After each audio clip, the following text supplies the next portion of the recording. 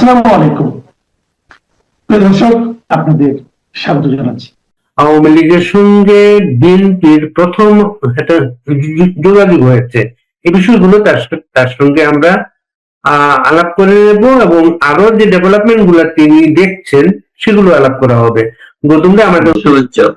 এই যোগাযোগটা কিভাবে হলো?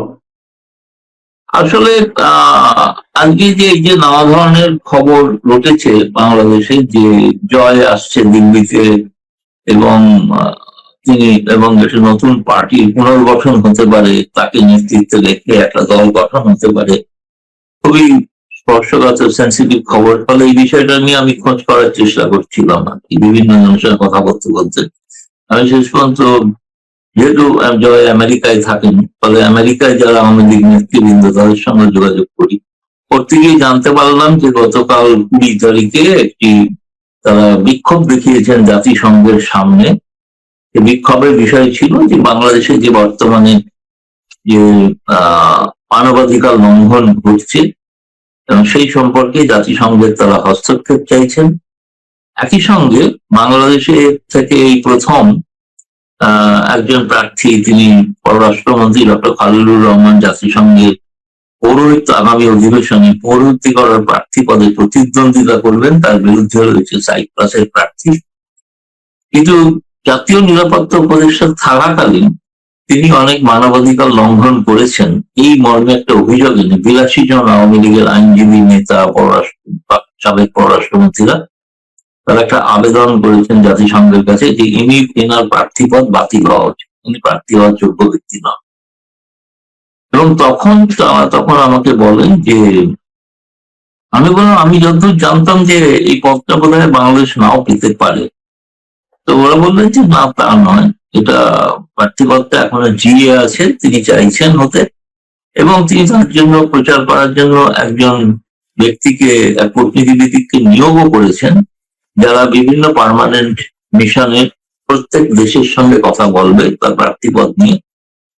এবং আমি সেই ব্যক্তির নামও বলে দিচ্ছি, তিনি হিউম্যান রাইটস ওয়াচ এর তিনি কনভেনার, মোহাম্মদ আলী সিদ্দিকী।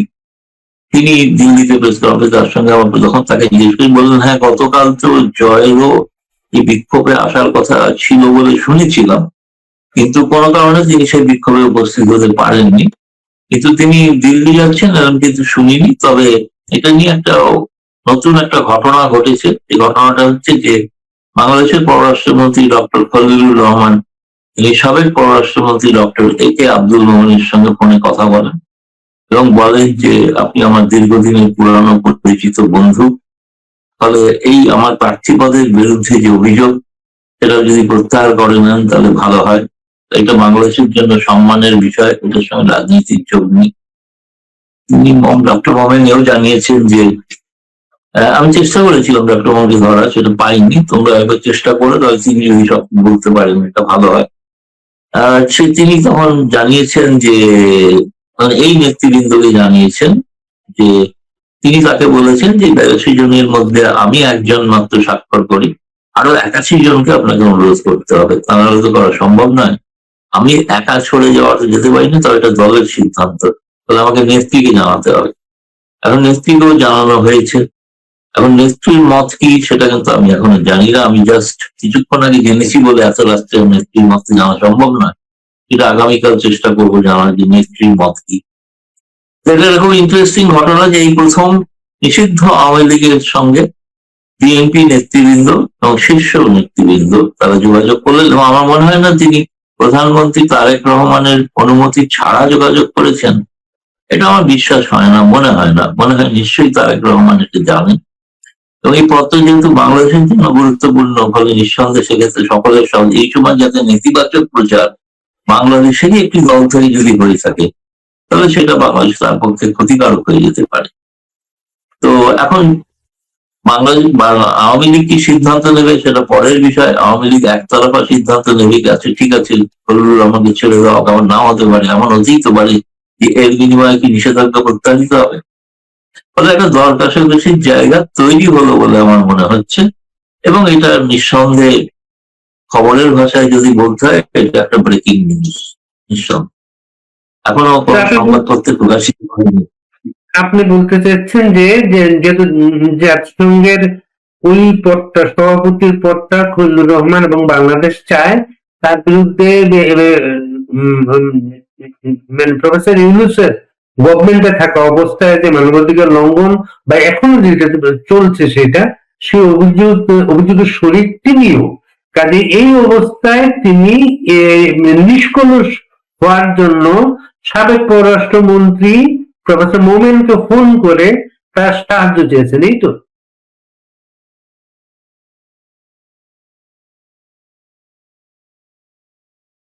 শেষটা শুনতে পেলাম না। আমি বলতে শেষটা চাচ্ছি যে শুনতে পাইনি। আপনার বক্তব্যের, আপনার এই তথ্যের ব্রেকিং এর মূল মূল সুরটা হলো, মূল সামারিটা হলো যে সেটা আমি বুঝেছি, এবং আমি খবরের সূত্রটাও বলে দিলাম। আমি যিনি বলেছেন আমাকে, মোহাম্মদ আলী সিদ্দিকী, আমি তাকে জিজ্ঞাসা করেছি যে আমি তো এটা নিঃসন্দেহে প্রকাশ্যে বলতে পারি। বলে নিঃসন্দেহে এগুলো ঘটেছে, আমাদের কোনো আপত্তি নেই বলতে। ফলে এই রাত্রিবেলায় কথা হয়েছে বলে আমি এখনো কোনো সংবাদ মাধ্যমে এটা লিখেও উঠতে পারিনি। আমি প্রথমেই টক শোতেই বলছি। এবং আমি চাইবো বাংলাদেশের সমস্ত সাংবাদিকরা আগামীকাল খলিলুর রহমান এবং একে আব্দুল মোমিনকে ফোন করে জেনে নিন যে এটা সত্যতা কতটা। কারণ আমি সোর্সটাও বলে দিলাম, সোর্স হচ্ছে মোহাম্মদ সিদ্দিকী, এবং তিনি মনে হয় না যে তিনি আমাকে একটা বিভ্রান্তিকর কথা বা বলবেন বা অসত্য কথা। কারণ তিনি যে মেমোরান্ডাম গুলো দিয়েছেন, সেই মেমোরান্ডাম গুলো কপি আমার কাছে পাঠিয়েছেন, সেগুলোও আছে আমার কাছে। তাতে লেখা আছে রাজনৈতিক বন্দীদের সকলকে মুক্তি দেওয়া, মব ভায়োলেন্স বন্ধ করা, আওয়ামী লীগের নেতাকর্মীর উপরে অত্যাচার জুলাই যেটা ঘটছে সেটা বন্ধ করা। কারণ বিএনপি ইলেকশনে জিতে যে এসছে তাদের অনেকাংশে আওয়ামী লীগের একটা ভূমিকা আছে। তারা চাইলে জামায়াতের পাশে দাঁড়াতে পারতেন, কিন্তু জামায়াতকে দাঁড়াননি। আদর্শগত কারণে জামায়াতের সঙ্গে দাঁড়ানো সম্ভব নয়। তাই তাদের দ্বারা, বিএনপির দ্বারা অত্যাচারিত হলেও 18 মাসে তারা বিএনপির পাশে দাঁড়িয়েছিলেন।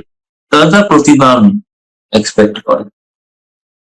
মানে এখন খলিলুর রহমান তার সভাপতি হওয়ার জন্য আওয়ামী লীগের সাবেক পররাষ্ট্রমন্ত্রী প্রফেসর মোমেনকে ফোন করে তার হেল্প চেয়েছেন, এই তো?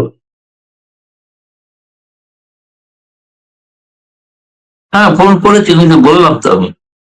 মানে এটা এটা ব্রেকিং শুধু আওয়ামী লীগের সঙ্গে এই প্রথম একটা অফিসিয়াল যোগাযোগ আমি তৈরি হয়েছে। কখনো হয়েছে কিনা তো আমি জানি না।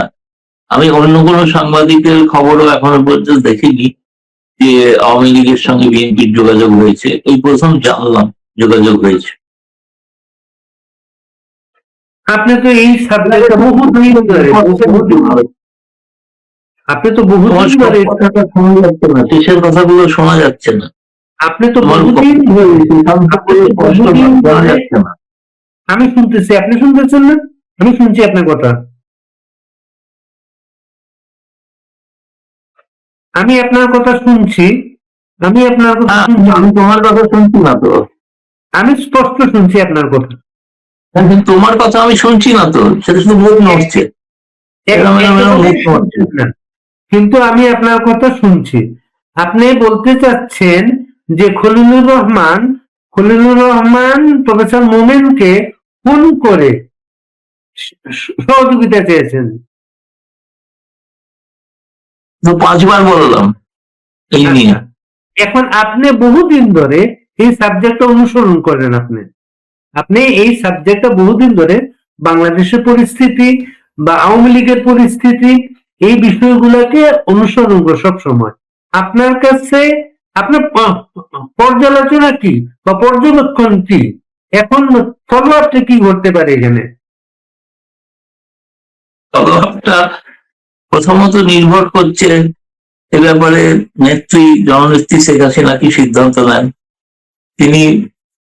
তিনি সিদ্ধান্ত নেবেন, বা তার সঙ্গে অন্য কোনো আলোচনা হওয়ার, হয়তো সেই আলোচনার কারণে যে কথাটা রটেছে এখনো স্পষ্ট নয় যে সজীব ওয়াজেদ জয় আসছেন কথা বলতে। ফলে ভবিষ্যতে কোনো বিএনপির সঙ্গে নেগোসিয়েশনের জন্য কোনো আলোচনা কিনা। কারণ বিএনপি তো এখানে অফিসিয়ালি বলে গিয়েছিল যে শেখ হাসিনা ছাড়া অন্য কোনো নেতৃত্ব তারা মেনে নেবেন। এখন ফলে অনেক কিছু এখন সম্ভাবনাময় পরিস্থিতি, কোনো একটা জায়গায় দাঁড়িয়ে কিছু নেই, অনেক কিছু ঘটছে বা ঘটতে চলেছে।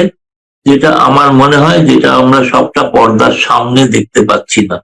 পর্দার সামনে যেটা ঘটছে না, পর্দার পেছনে অনেক কিছু ঘটতে পারে। সেটা সেটা আগামী আর কয়েকদিনের মধ্যে হয়তো স্পষ্ট হতে পারে নিশ্চয়ই। তবে একটা কিছু বলা যায় যে নিঃসন্দেহে একটা কিছু ঘটছে।